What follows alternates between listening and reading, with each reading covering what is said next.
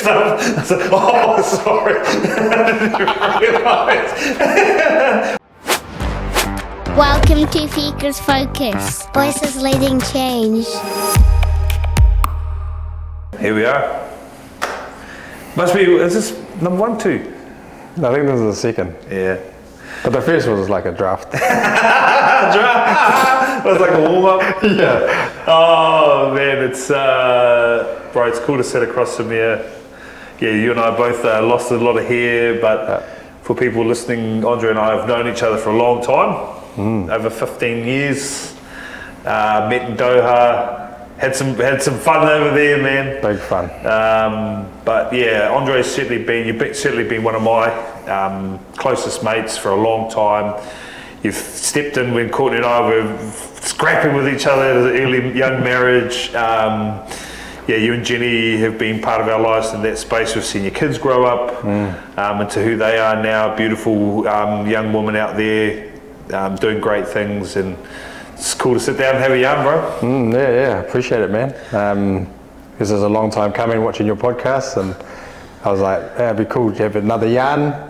Not that I'm into being on the camera, but it's always good to have a chat every now and then. But yeah, like you said, bro, we've been friends for ages, and I don't think that'll ever diminish. It'll be something that will be lifelong mates, you know. Like, I can see us in our 80s and 90s doing the same stuff. And, and just enjoying it. And yeah, I think foundations were built a long time ago on what we both believed in, and yeah, it's cool. Same as for you guys, watching your kids grow up and being around that, it's cool, man. And same as our girls, like, they know, like, we'll always be mates, and they can rely on you guys if they need anything at any stage, anywhere, you know. Yeah, it's been cool. It's, you know, we were across on the Gold Coast. Was that last year on Gold Coast? Or 23? No. She's 22, so end of 23, Yeah.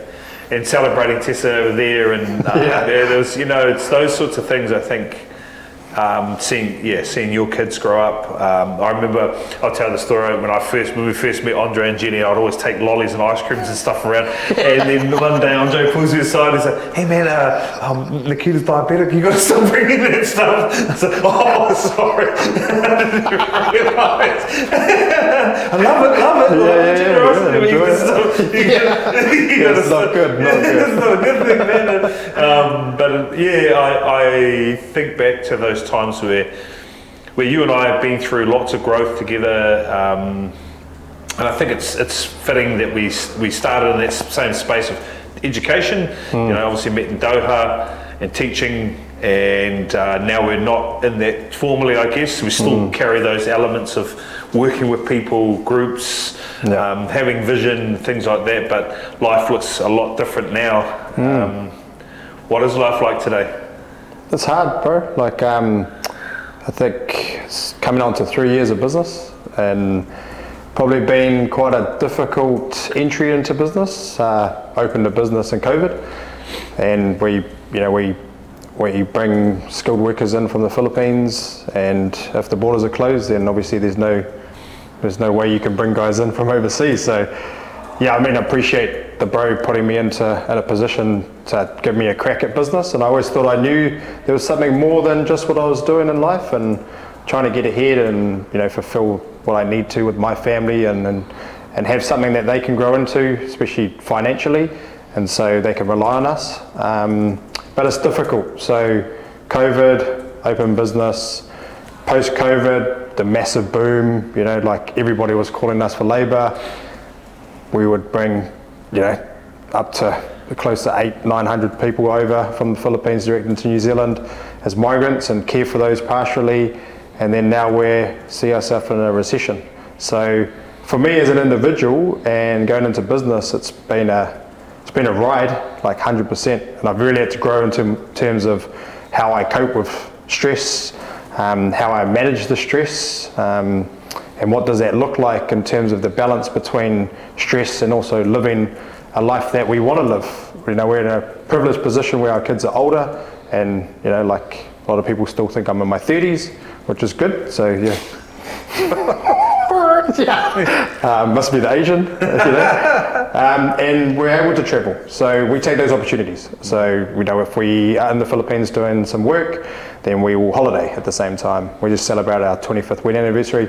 We don't have heaps of money in the bank, but hey, why would you not do it and celebrate? And we did 2 week, did about a week in Thailand where we got to remember each other and enjoy each other's company to celebrate a moment in time where, in our day, you know, that's very uncommon for people at our age to be still together. So, you know, why not? So yeah, I think the risk stuff is really, really important. We just got a new motto. It's called Phoebe. It's like effort, book it. Yeah. And that's basically how we roll. So, but yeah, it's hard. But I mean, and just, yeah, this is where I really pat you on the back, because teaching is easy. You know, when we started, we'd be in early planning, figuring out like, oh, you know, then when you get experience, actually it takes you a day to do all that stuff. In fact, I used to employ the 6-step plan, and it was the last 6 steps I took before I got to the class there to figure out what we were up to in the next 2 hours. But that's how it became, right? And then you had your 2 weeks holiday, and you were too broke to travel to different countries anyway, because you didn't earn as much as what you would like to. I know you did building and stuff, and I always did other jobs and things, but actually the safety of leaving teaching. And I loved education, just like you. You know, we're very passionate educators still. But like you, we just knew there was more for us. 100%. Like I would never discount my teaching career. You know, like I did 20 years of it. You know, taught internationally. I feel like I left a legacy where I went. People often say, "Oh, you know, what does that mean?" It's an impact on kids' lives that they will remember forever. And colleagues. And colleagues, And even though they were 5, you know, like, and I watched your podcast on male teachers, and it made me remember how important it is to have a male role model within that world, even though you weren't you weren't wanting to be that, but you were thrusted into it just by being a male. And I think like it made me grow as a person in terms of what could I offer the world. But what it did is it put me into a box where I wasn't able to fulfill, I guess, who I was and my potential. And I'll never forget the time where I rang you and I was done, like I had had enough. You know, after teaching for 6 years in the Middle East and coming back to an education system that was on the downward decline, and also the downward decline in terms of trusting teachers to do their job and make relationships, that started getting me down, you know, like, so that conversation that I had with you was a good one, because it gave me the emphasis to go, hey, nah, just, bro, make a decision and then back it, you know, and just, you need to get out. And at that point, once leaving that and going into the youth space, it made me realize that I do have huge amounts of potential to offer in multiple different facets other than just in a classroom. But yeah, man, I love teaching. I love teaching, especially 5-year-olds. I did probably my teaching career was 5-year-olds. And I did 6 years in the Middle East teaching new entrants, and valued it, you know, and I like the fact that you could impact change really easily and really fast, right? And 5-year-olds are natural learners, so they absorbed everything in terms of what I did, and I was a bit outside the box, you know, in terms of teaching, but what it did is it made memories for kids that to this day I guarantee you they'll still have.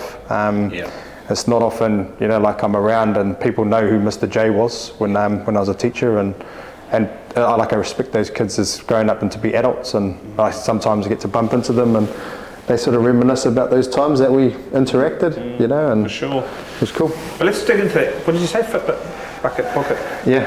I love it. But did you guys come up with that yourselves? No. I like that. The wife, Jenny, been married 25 years, and we've sort of always lived our life together where we do take risks, albeit I guess when we were younger, quite educated risks, especially around finances.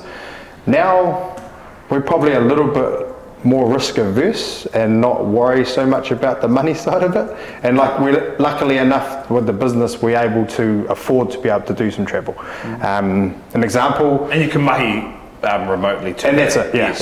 I'm lucky enough I'm in a job where I can work remotely. It is harder being away at the moment with what's going on in the market, but here's a good example of the effort bucket.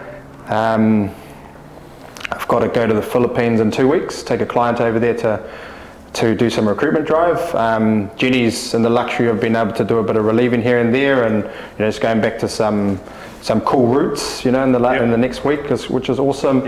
And I said, look, you need to find a job where you can, organise times where you can work and can't work, and have the flexibility around that, because I would rather you travel with me. And I see a lot of business owners where their relationships have split because they don't spend enough time together, because you're investing too much time in the business, like you'll see it in business all the time. So she's going to come with us to the Philippines. She's going to hang out in the BGC while I do the mahi. And then we're like, it's the rainy season. It's bad at the moment, like real bad. Power cuts, huge amounts of water, like it's third world, right? So we looked at a couple of places local, and it wasn't going to work in Luzon. So we're like, okay, let's go to Japan. 4 hours flight. Like, I've always wanted to go to Japan. Maybe you heard, not so much, but just the city, the sashimi, the ramen, the culture. So we're like, what's our motto? Yeah. Book it. Book the flight. 4 days in Japan. Awesome. So what? But why not, right? Like, we're on that side of the world. Again, our business is in a good position where we are able, afforded to be able to travel, because that's part of the process of bringing in migrants from the Philippines, is that we get to go there and invest our time there, so we meet the people. So when they come to New Zealand, they know who we are. So partial care wise, there's a real good relationship from when they were, hired in the Philippines and then onboarded into New Zealand. So yeah, I mean, yeah, it's just one of those things. I think it's a cool motto to live by. I love it. And I remember, because Jen obviously started with Future Focus when we first started, and I remember the thing that she said she was most passionate about was travel. And I remember saying to you guys, after you guys really started traveling a lot again, how proud I was of you guys, how proud I was of you, and that you facilitated that, and that you haven't just stuck to your guns around those. And Jen and same, that's the cool thing about evolution of marriages and couples, and I love that you point out that part about basically couples doing stuff together. I think that's massively important, fighting to get back home, to be with one another, otherwise you might end up like that Coldplay concert. But the reality is, if there's chaos going on at home for lots of people in business, there's no way you're going to have a great business like most states. Yeah. But it's cool with you guys because you facilitated what you want to do. And how hard is it to put aside a little bit extra just to facilitate that trip? But also the growth in your mindsets around some of that stuff. And I don't think I hear you saying you're lucky, but actually no, you've actually built that, and that's the thing. And obviously Mike and them have done a good job in that space. Yeah. But yeah, I think you're right about the luck thing. Sometimes I keep forgetting to not use that term. Yeah. Because I think life is about taking opportunities and risk, right? And understanding what you're doing to better yourself in terms of where you're going. And I think you're right in terms of the luck side. Obviously, like, I'm lucky to be alive because I haven't, had any health scares or anything that's come up with that, I think.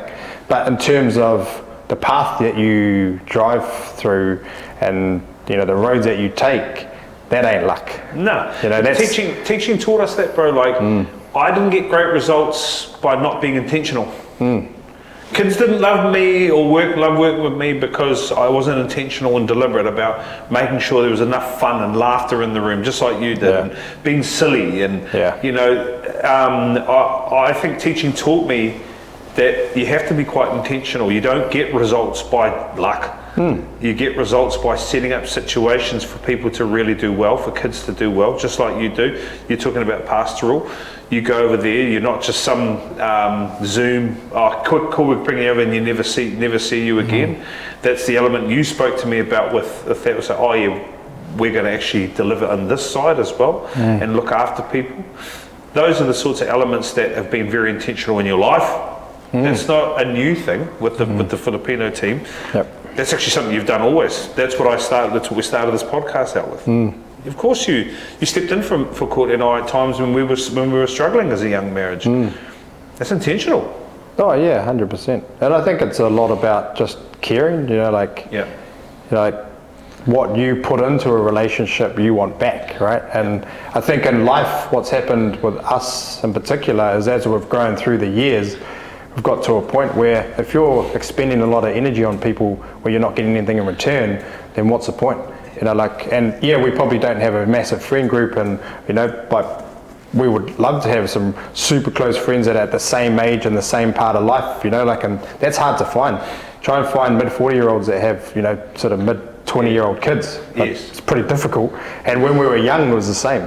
But what we've done is we've gone, well, if people aren't giving us their energy back and we're having to expend so much, then what's the point of it? And we've, like, not that we've culled people, but we just decided that, well, if it's not working, then we can hang out and we can still be mates, but why do we need to spend so much energy on always giving and getting nothing in return? And so I think a lot of that, as well as, like, I guess our transiency with where we are at the moment in terms of how much we travel, which is because we love each other and we have the same interests and passions, that we get to do it together. Yes. You know, and I think that's important as you grow into a relationship, and if you want something to work, you've got to work at it. Yeah. You know? Yep, agreed.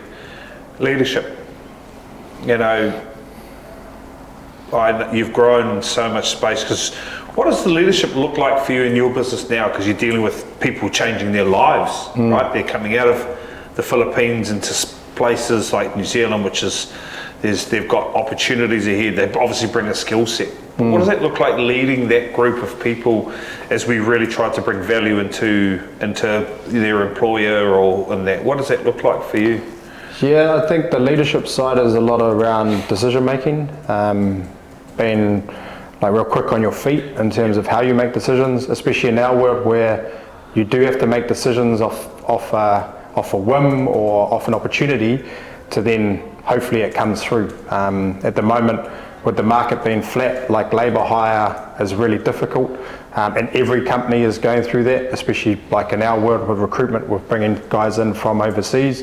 That's, if you look at the statistics in terms of migration to New Zealand, it's dropped huge amounts. I think it was 140,000 last year, is down to like 20,000 this year. So that leadership, I guess, is important because like the buck stops with me. You know, like I have to make the decision, I have to back the decision 100% and then hope that it works out. And a lot of it is around, I guess, my decision making with who I do business with.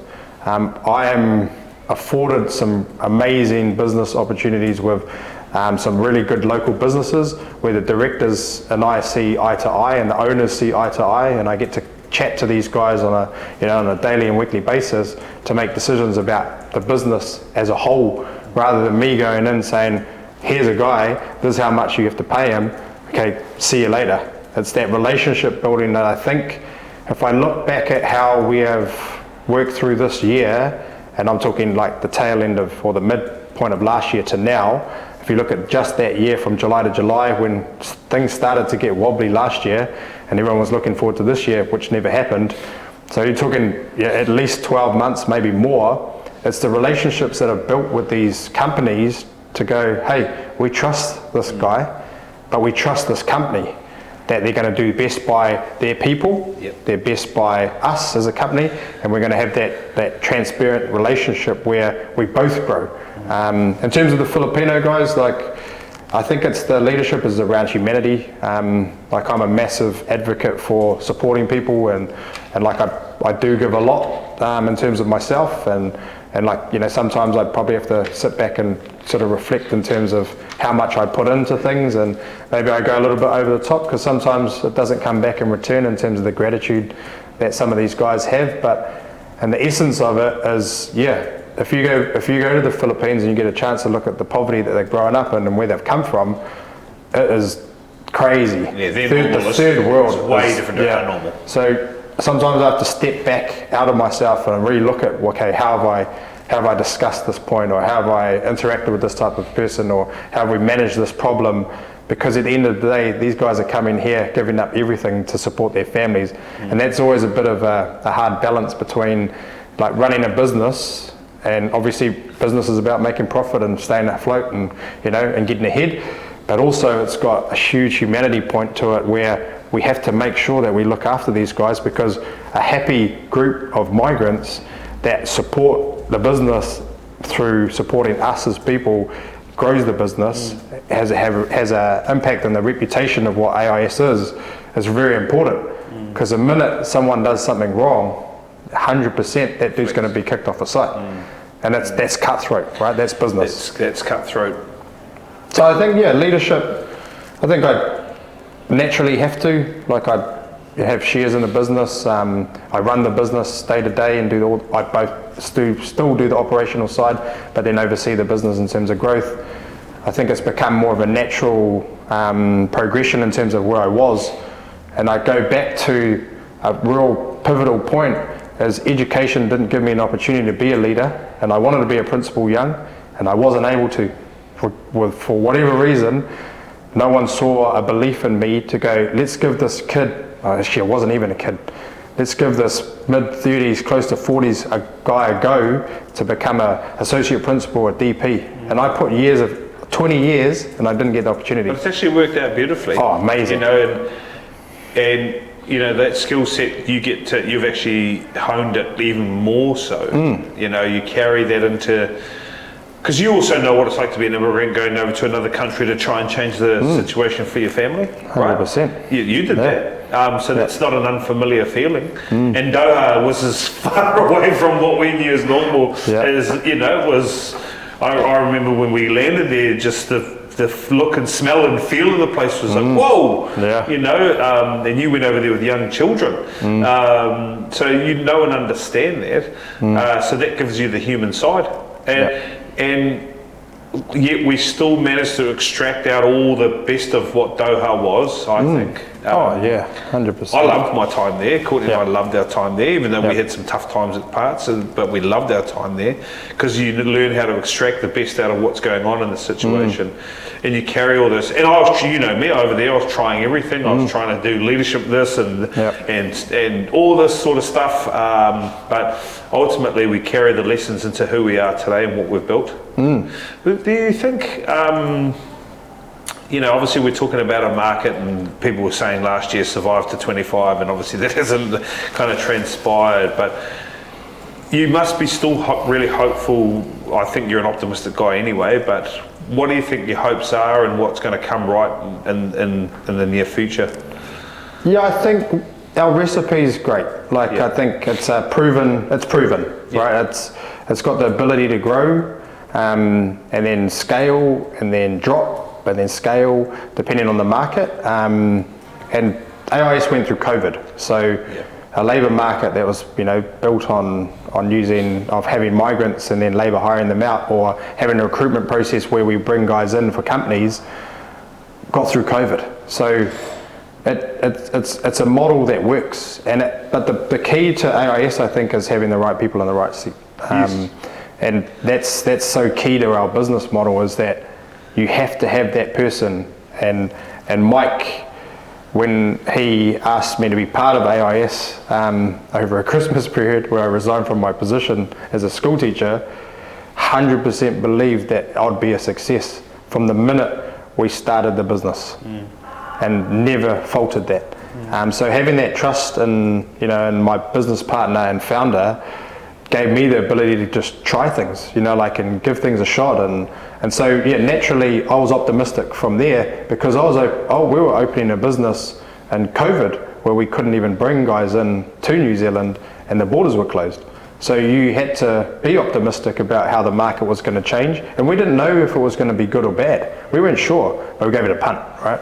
Gave it the risk, and put our effort and time into BD, and built the business up. So when the borders opened, there was huge amounts of interest and ready to go, and we were ready to go. We were pumped. So looking at that, fast forward to now, as we know it's going to turn. Like, if you talk to anyone in our industry, and especially in construction, it's going to turn. It has to. There's no way we can sustain this in New Zealand at the rate we're going. So whether that looks like my prediction is mid next year, second quarter of next year, we'll be in a position where we're going to be pumping again. But what we're trying to do now is be strategic in terms of what we do with our time. Now, we have an office in Melbourne, and we are looking at moving into the Brisbane market as well, and there's going to be an opportunity for us to potentially do really, really well in Brisbane if we start putting time and effort in, and enough time and effort into that market, because the Olympics is in 2032. So it's about, I guess, diversifying, scaling in areas that we potentially can do, but then also taking those risks and like you said, being optimistic about who we are, or like where we're going, but also trusting the process of who we are, because we 100% know that we can do well anywhere. The recipe's there, the model's there, you've got the right people in the right place, let's just go.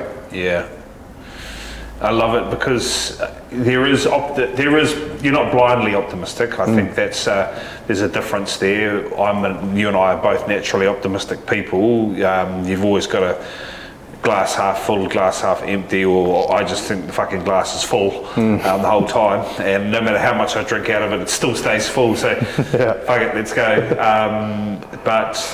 But that's not blind optimism. It's by building opportunities so the glass continues to stay full, and exactly what you just said. Your business development, you're looking at that so that when it opens, boom, you're ready to go, and that's a critical lesson for any business owner, is to know that when the time comes to strike, you've got to be ready.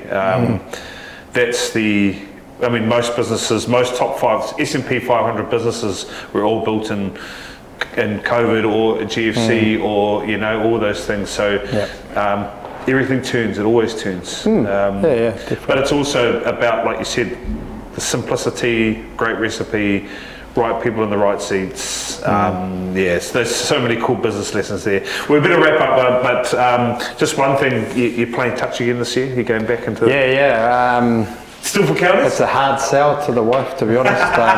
Obviously last year I told her we'll go up every now and then, and so a good mate of mine used to go to Kelson Boys together, had the opportunity to play for counties 45s last year, and the culture's great. Like the body takes a toll, like it's hard, but I know I can do it. I did it last year, was at 100%, even though I was leading up to a calf injury and hammy all the way through the tournament, leading up to the tournament, and then 100%. So I know what I need to do to get right for touch. Huge passion of mine. I've played it since I was a kid, and 100% counties. Just maybe let's not show Jenny this video. Yeah. The cracking thing is, when my mum first met Andre, and he was playing Aussie rules at the time, and Andre, my mum said, I was like, yeah, I play Aussie rules, knowing that Andre was Samoan, and my mum just looked at Andre and said, oh, what a waste of your heritage. Good old Grace. No more Aussie rules now. Oh man, look, it's been a wild journey. I'm pretty sure we'll get back on a podcast and yarn again. Proud of you. Yeah, thank you. Love you. You always inspire me, and I love hanging out with you, and we've had some great nights. I won't upload videos of us on the gins and things like that, but we certainly, I look forward to, like you said, us in the 80s and 90s laughing about what it is. I like the effort, book it. I think that's a great mantra, and that's not meaning you need a book to go to overseas. No. Go to anywhere. Matata, like whatever. Go see a show. Go and hang with people. And drink the beer, eat the food, and make sure you support the Warriors and leka halasima. Up the wires. Shot, brother. Sure, bro. Awesome.